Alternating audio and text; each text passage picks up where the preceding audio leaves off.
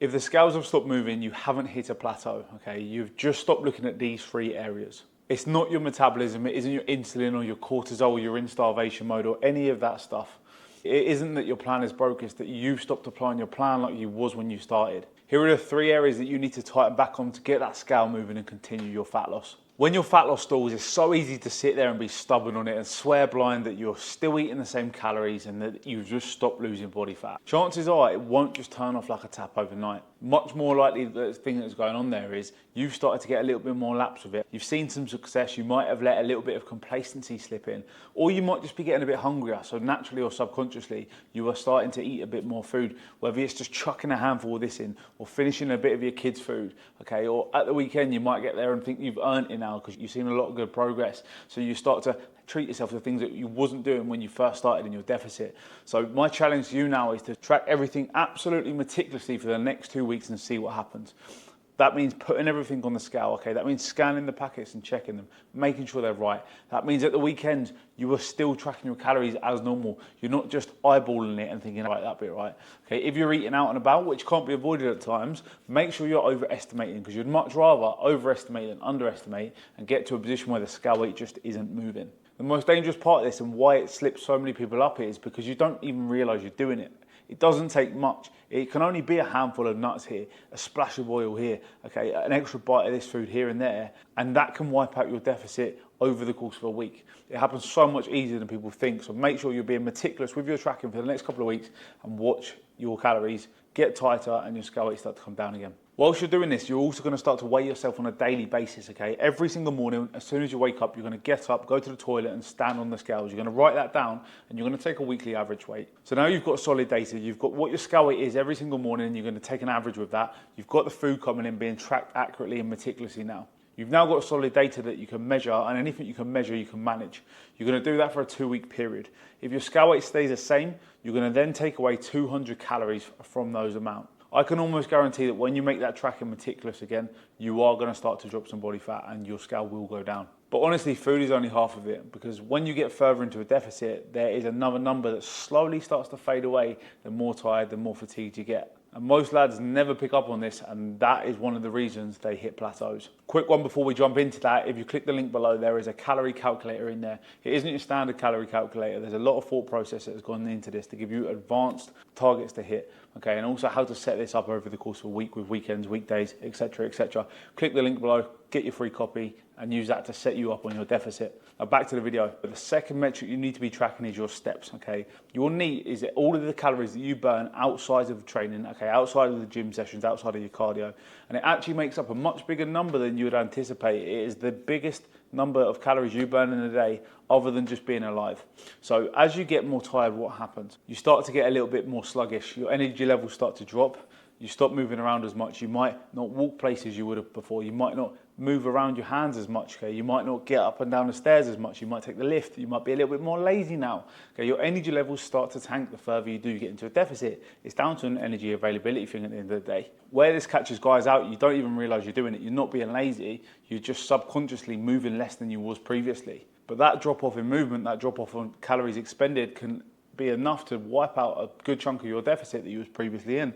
Hence the scales start to get sticky again. So what you're going to do to mitigate this, okay, is you're going to get an Apple Watch, you're going to get a Fitbit, whatever you use, and you're going to track your steps meticulously, much like you was with your food. You're going to make sure that you're hitting a set target of steps on a daily basis, because what that is going to do is guarantee a certain amount of expenditure. And then obviously if you do need to create a bigger deficit, you don't just have to pull down food then. You can manipulate steps and you can increase these up, much like when you pull your food down to leverage a bigger deficit. And this will allow you to actually hold on to a bit more food because you can increase your output a little bit more. Being quite intentional with your steps is also a massive important thing as your step count does rise. We've only got a set amount of time in a day, so make sure you're utilising the spells when you can. If you get a phone call, get up and walk around and talk on the phone instead of sitting on your ass, okay? If you're going to the supermarket or something like that, the shops, park further away. Don't park in the nearest space.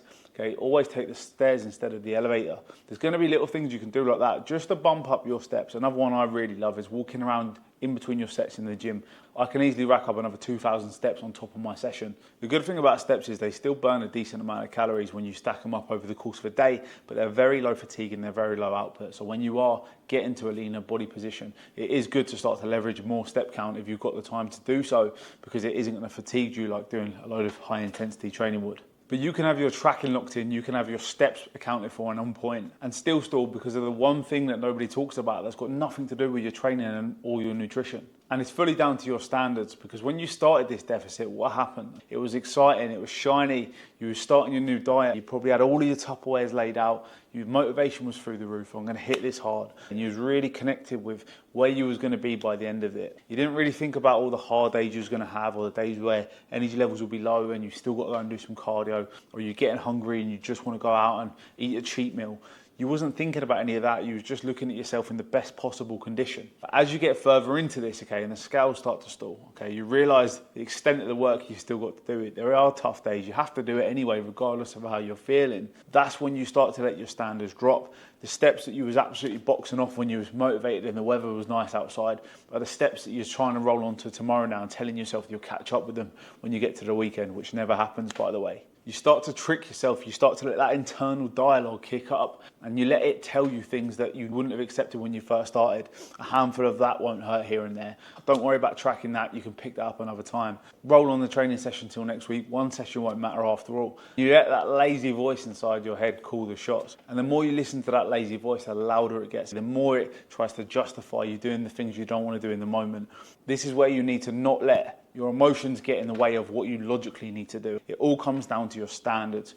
You do it regardless of how you're feeling in the moment. Just like on a Monday morning when your alarm goes off and you've got to get into work, you've got to get into the office. You don't lay there in bed, okay, because there's consequences if you don't go to work on a Monday. When it comes to your physique, you can't be missing those gym sessions on a Monday because you're tired, because there is consequence to that if you hold yourself to a high enough standard. The problem when you start to let your standards drop and your rate of loss slows down, you're not seeing the changes like you was when you first started. Fat loss needs to be done at a pace that is going to keep you motivated, it's going to keep you engaged.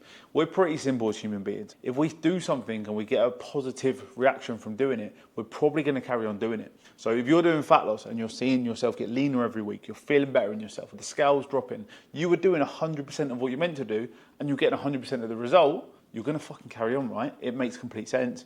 Whereas when you think you're doing 100% of everything, but you're not, you may be doing 70, 75%, but you're still expecting 100% of the progress. That is when there is a problem, because your expectations are a lot higher than the effort you're actually putting in, and your results are slowing down. You're not seeing them at the rate you're expecting, so your motivation drops, and then you start to self-sabotage. You start to think, oh, fuck it, I'm never going to get there. You start to blame things like your metabolism. Is it my cortisol? Is it my hormones? What is it? And it is the fact that you've just let a low standard creep in over time, and this can be fixed, okay? This can be fixed with actions, small little actions on repeat. So if you feel like listening to this video, that has started to happen for you, start with the small stuff.